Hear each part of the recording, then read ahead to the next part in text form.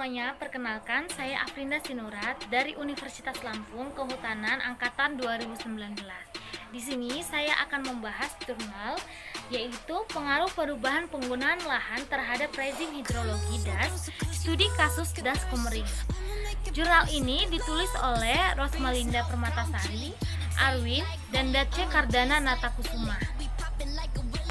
Pada presentasi kali ini ada 4 pokok bahasan. Yang pertama itu ada pendahuluan, kedua metodologi, ketiga hasil dan pembahasan, dan yang keempat adalah kesimpulan. Nah, kita masuk pada pokok pembahasan pertama yaitu pendahuluan. Jadi, keberadaan sumber air dapat diperbaharui melalui siklus hidrologi. Namun, perubahan iklim dan tutupan lahan mengakibatkan perubahan rezim hidrologi. Seiring dengan perubahan tersebut, maka dilakukan langkah mitigasi dan adaptasi yang merupakan bagian dari pengelolaan das. Perubahan pola penggunaan lahan memberi dampak pada pengurangan kapasitas resapan, terutama dari proporsi perubahan luasan pertanian di kawasan Danau Rawa. Pawitan pada tahun 1999 menyatakan bahwa perubahan pola penggunaan lahan berdampak pada penurunan ketersediaan air akibat meningkatnya fluktuasi musiman dengan gejala banjir dan kekeringan yang semakin ekstrim. Pokok pembahasan yang kedua adalah metodologi penelitian. Pada metodologi penelitian ini, yang pertama yang akan saya bahas yaitu pengumpulan data. Pengumpulan data dilakukan dengan mengumpulkan data hidrologi dan data spasial. Data hidrologi yang dikumpulkan berupa data debit dan data curah hujan. Data hujan dan data debit yang dipergunakan pada rentang tahun 1971 sampai dengan tahun 2010. Data spasial yang digunakan diantaranya adalah tahun 1980 dan tahun 2005. Yang pertama peta batas administratif, yang kedua peta jenis tanah, yang ketiga peta klasifikasi erosi, dan yang keempat itu peta penggunaan. Selanjutnya yang dibahas yaitu debit andalan dan debit rencana. Debit andalan adalah debit yang diharapkan tersedia sepanjang tahun dengan risiko kegagalan yang direncanakan sekecil mungkin. Perhitungan debit andalan dilakukan dengan cara merangkum data debit rata-rata bulanan. Perhitungan debit andalan dan debit rencana menggunakan persamaan satu Weibull dengan rumus P dalam kurung XM sama dengan M per N tambah 1, di mana PXM peluang terjadinya kumpulan nilai yang diharapkan selama periode pengamatan, dengan M nomor urut kejadian atau peringkat kejadian, dan N jumlah pengamatan dari variat X. Yang ketiga yang akan kita bahas yaitu penutupan lahan. Analisis perubahan rezim hidrologi dilakukan untuk mengetahui degradasi rezim hidrologi yang terjadi akibat ekstremitas hujan dan konversi lahan. Analisis terhadap perubahan ini dilakukan dengan membandingkan tren atau kecenderungan data curah hujan pada masa yang lalu dengan data pada masa sekarang. Analisis yang digunakan adalah korelasi hujan wilayah dengan debit pos, analisis tren perubahan curah hujan dan debit untuk ekstremitas maksimum dan minimum, analisis perubahan tren base flow dan koefisien limpasan C yang dibangkitkan dari data kapasitas hujan bulanan dan debit bulanan dalam 1 tahun. Yang keempat yaitu perubahan rezim hidrologi. Perubahan rezim hidrologi dalam suatu das dianalisis dengan menggunakan pendekatan regresi linear sederhana. Hasil penjabaran dari suatu model hidrologi di mana ditunjukkan dengan persamaan 2, yaitu Q sama dengan C P dikali A tambah B, di mana Q debit sungai, C koefisien limpasan, P curah hujan, A luas das, dan B aliran dasar atau base flow. Kelima, ada perbandingan nilai base flow dan total flow. Berdasarkan persamaan 2, didapat nilai base flow dan nilai total flow berdasarkan output sungai yang dipergunakan untuk perhitungan base flow index atau BFI.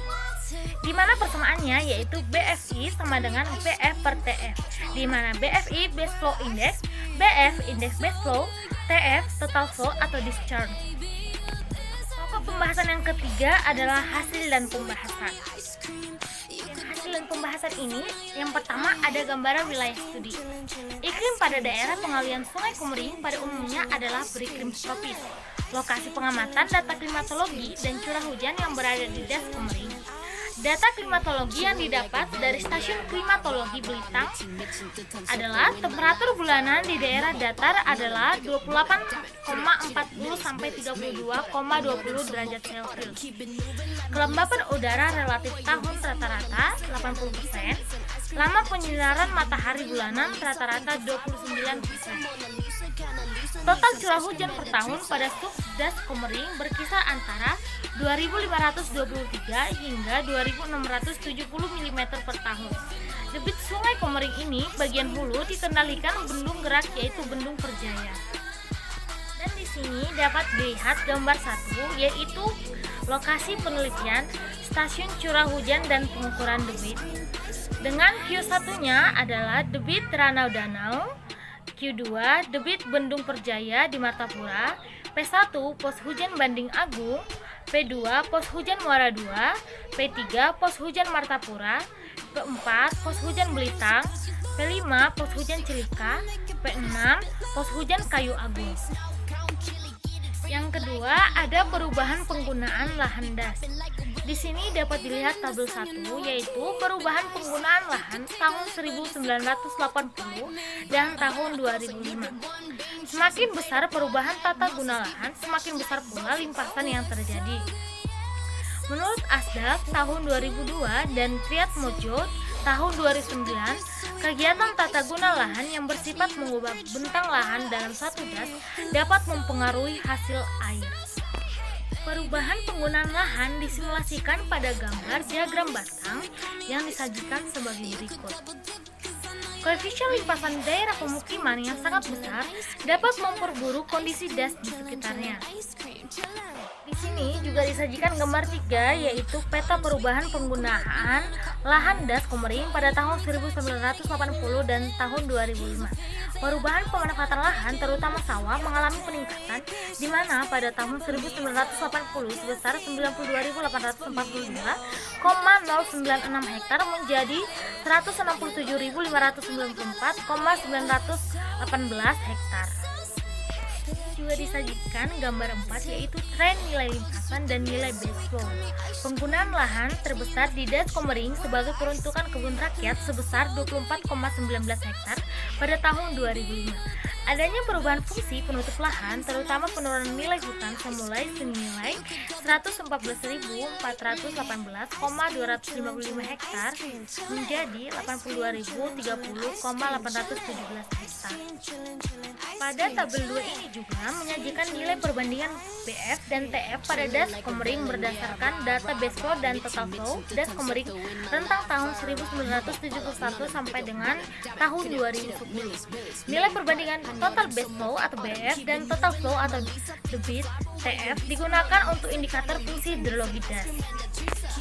Di sini juga disajikan gambar 5 yaitu nilai rasio BF dan TF. Dari hasil perhitungan perbandingan BF dan TF pada tabel 2 kemudian dibuat grafik sebaran seperti tersaji pada gambar 5 berikut ini. Ya, di sini disajikan tabel 3 yaitu klasifikasi fungsi hidrologi BF per TF ratio. Tabel 3 ini menjelaskan nilai BFI Das Komering Hulu selama 40 tahun dengan rata-rata nilai BFI 0,296 termasuk kategori. Berdasarkan tabel 3 ini, Das Komering masuk dalam klasifikasi sangat buruk. Di sini juga disajikan gambar 6 yaitu peta sebaran klasifikasi tingkat erosi das. Hasil sebaran peta tingkat erosi menggambarkan bahwa hulu Das Komering telah didominasi dengan klasifikasi erosi sangat berat. Jika dihubungkan dengan hasil pengolahan data meningkatnya limpasan dengan naiknya nilai C, turunnya nilai base flow dan terjadinya ekstremitas debit, maka dapat disimpulkan telah terjadinya perubahan rezim hidrologi. Erosi tinggi di hulu Das Komering telah berdampak dengan angkutan sedimentasi yang tinggi di hilir das dan terjadi pembentukan meander baru atau terusan randu dan material sedimentasi yang tinggi mempengaruhi kualitas air. Pembahasan yang keempat yaitu kesimpulan. Kesimpulan pada jurnal ini ada 4. Yang pertama, perubahan pola penggunaan lahan memberi dampak pada pengurahan kapasitas resapan, terutama dilihat dari proporsi perubahan luasan pertanian ini di kawasan das Komering Hulu, sehingga akan meningkatkan laju limpasan permukaan. Yang kedua, penggunaan lahan di das Komering terus mengalami penurunan akan keberadaan kawasan hutan dengan dominasi tata guna lahan untuk aktivitas pertanian seperti perladangan, tegalan, dan perkebunan. Yang ketiga, penurunan kualitas sumber daya air di kawasan das Komering diakibatkan ulah manusia yang pemanfaatan SDA tidak dilakukan secara bijaksana berdasar kaidah konservasi SDA dalam fungsi perlindungan kawasan. Dan yang keempat, yaitu pengelolaan das harus dilakukan melalui satu sistem yang dapat memberikan produktivitas lahan yang tinggi, kelestarian das, dan peningkatan kesejahteraan masyarakat. Saya sudah mencantumkan sumber-sumber dalam pembuatan presentasi jurnal ini. Presentasi yang boleh saya sampaikan pada hari ini. Atas perhatian, kami ucapkan terima kasih, dan jika ada kesalahan kata maupun penyampaian materi, kami mohon maaf.